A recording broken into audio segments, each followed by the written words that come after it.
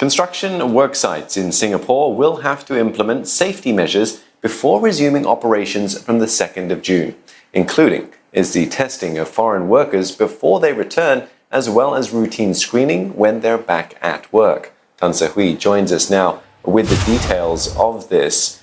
Se-hui, do tell us then, what are some of the other measures that need to be put in place before work can resume?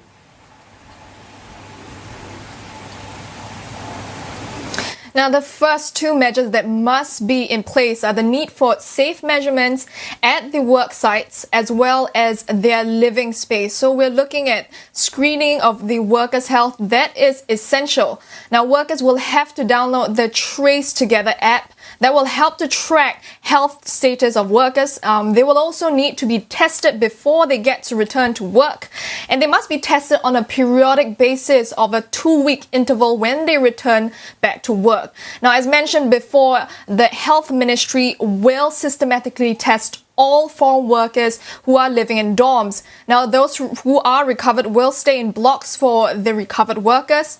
Now, there will also be a system of safe management measures at work sites. Now, we're looking at appointing safe management officers to ensure that there is safe distancing. Then there's also the use of tech-enabled processes, and that's also the Safe Entry app. I think that's being implemented the countrywide. Now, to minimize social interaction of workers at their living spaces, now they're emphasizing that workers who work at the same work site must be housed together. Now, if they must be segregated, and there must be no cross deployment. This would mean that there will be designated toilets, wash basins to ensure that they keep to a certain space. There will also be scheduled time slots at communal facilities such as the kitchen. There will also be they will also ensure that there's cleanliness also at the work site premises. There's a disinfection of these facilities, as well as good ventilation, as well as the delivery and logistics personnel. They will ensure that the building materials, as well as plant operators, they stay within the cabin and communicate with workers through digital devices. So now that workers can go back, which are the projects that will restart first then?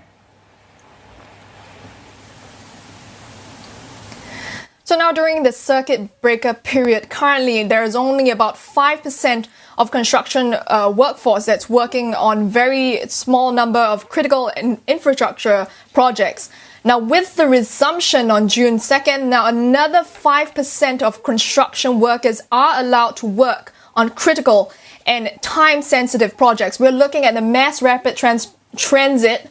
That's the MRT that operates all the trains here in Singapore. We're looking also at the deep sewage systems. But approval must be needed from the Building and Construction Authority before works can begin. Now, when asked about built-to-order flats, the authorities emphasize that operators must first adhere to these measures before work can resume. Now, it also applies to all construction works. Renovation works at BTOs that were halted during the circuit breaker period will also resume only with safety measurements in place. So he'll have to pay for the testing and for employee salaries if work is not resumed.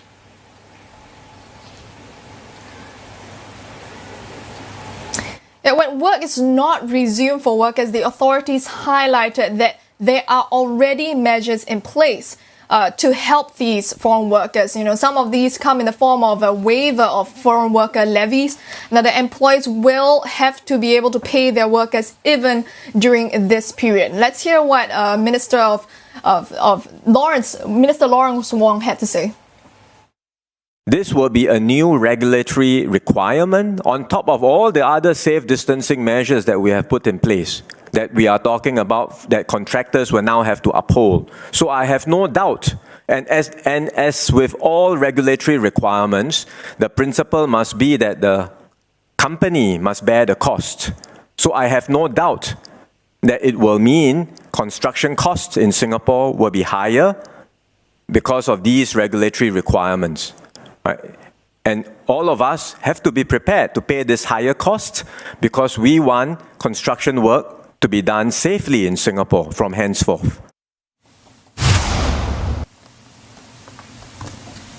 Now, Health Minister Gan Kim Yong also noted that the public is anxious to find out what happens after the circuit breaker. But he urged that it has to be a gradual opening, and he urged the public to continue to observe circuit breaker measures to ensure the risk of transmission is low, and he wants to prevent a second wave of infection. All right, many thanks for that. Tan Sri speaking to us there.